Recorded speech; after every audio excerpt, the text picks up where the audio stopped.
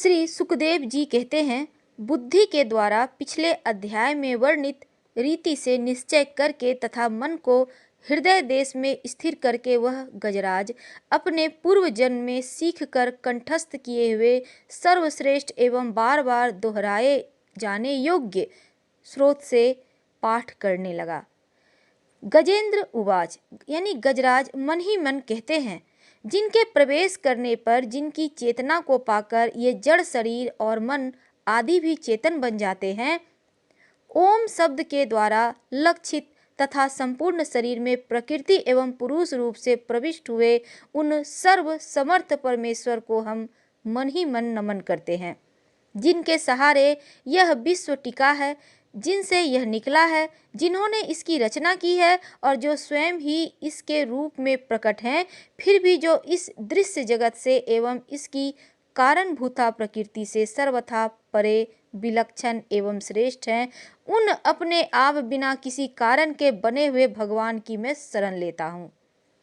अपने संकल्प शक्ति के द्वारा अपने ही स्वरूप में रचे हुए और इसलिए सृष्टि काल में प्रकट और प्रलय काल में उसी प्रकार अप्रकट रहने वाले इस शास्त्र प्रसिद्ध कार्य कारण रूप जगत को जो अकुंठित दृष्टि होने के कारण साक्षी रूप में देखते रहते हैं, उनसे लिप्त नहीं होते, वे चक्षु आदि प्रकाशकों के भी परम प्रकाशक प्रभु मेरी रक्षा करें। समय के प्रवाह से संपूर्ण लोकों के एवं ब्रह्मादि लोकपालों के पंचभूत में प्रवेश कर जाने पर तथा पंचभूतों से लेकर महत्व पर्यंत संपूर्ण कारणों के उनकी परम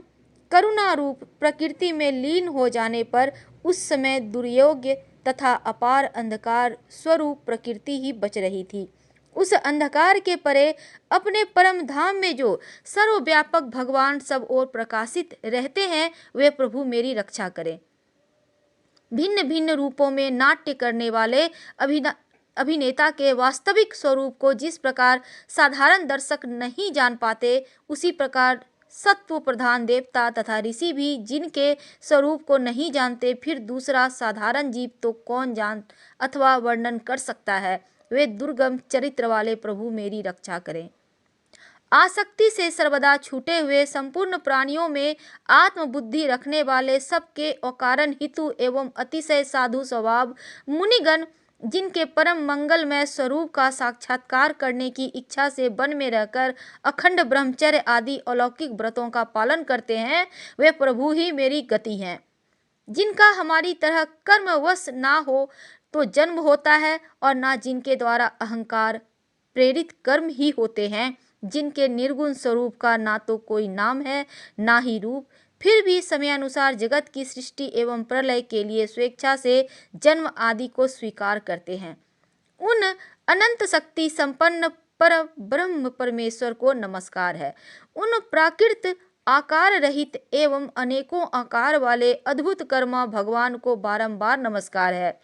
स्वयं प्रकाश एवं सबके साक्षी परमात्मा को नमस्कार है। उन प्रभु को जो नम वाणी एवं चित्त वृत्तियों से भी सर्वथा परे हैं, बार बार नमस्कार है। विवेकी पुरुष के द्वारा सत्व गुण विशिष्ट निर्वृत्ति धर्म के आचरण से प्राप्त होने योग्य मोक्ष सुख की अनुभूति रूप प्रभु को नमस्कार है।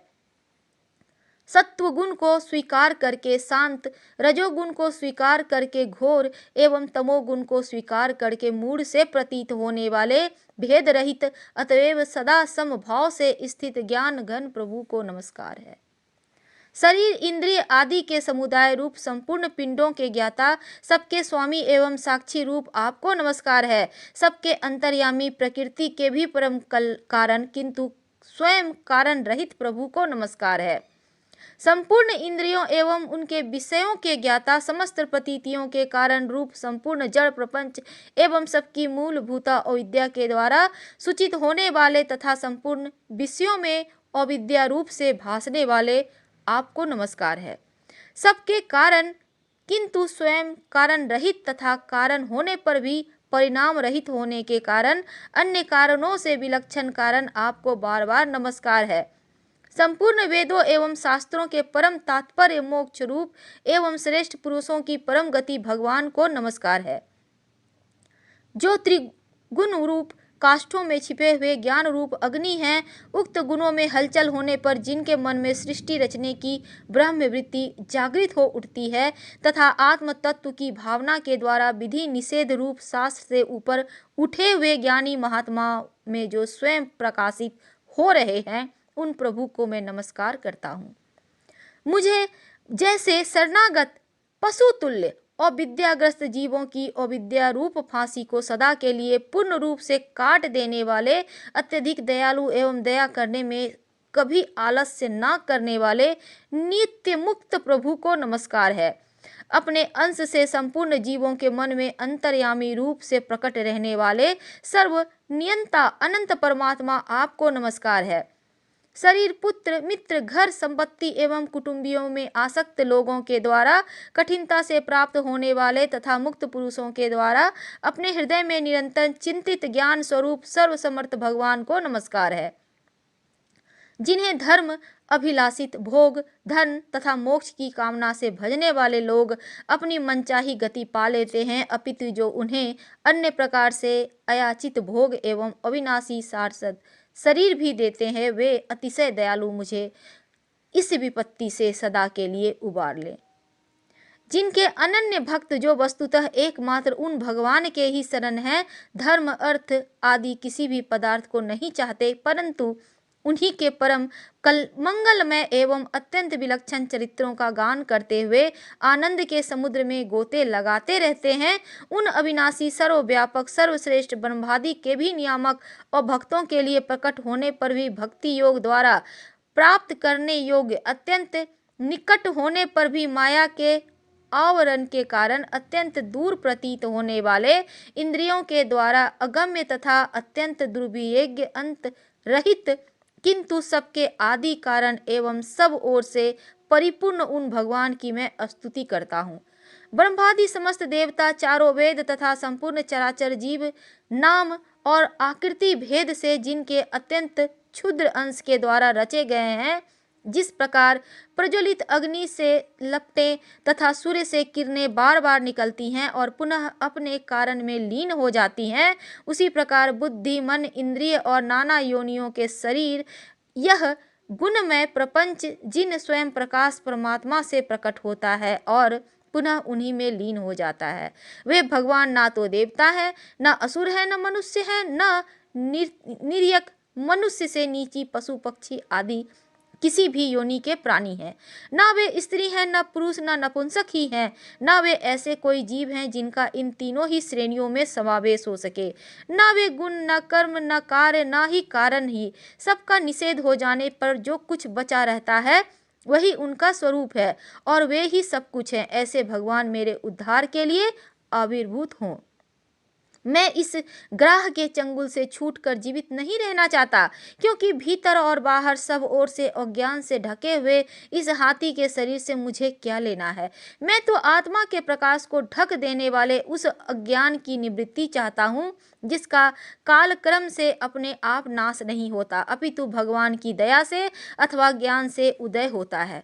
इस प्रकार मोक्ष का अभिलाषी मैं विश्व के रचयिता स्वयं विष्णु के रूप में प्रकट और विश्व से सर्वथा परे, विश्व को खिलौना बनाकर खेलने वाले, विश्व में आत्म रूप में से व्याप्त, अजन्मा, सर्वव्यापक एवं प्राप्त वस्तुओं में सर्वश्रेष्ठ श्री भगवान को केवल प्रणाम ही करता हूँ, उनकी शरण में भी हूँ।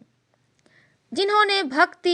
भगवत भक्ति एवं रूप योगों के द्वारा कर्मों को जला डाला है, वे योगी लोग उसी योग के द्वारा शुद्ध किए हुए अपने हृदय में जिन्हें प्रकट हुए देखते हैं, उन योगेश्वर भगवान को मैं नमस्कार करता हूँ।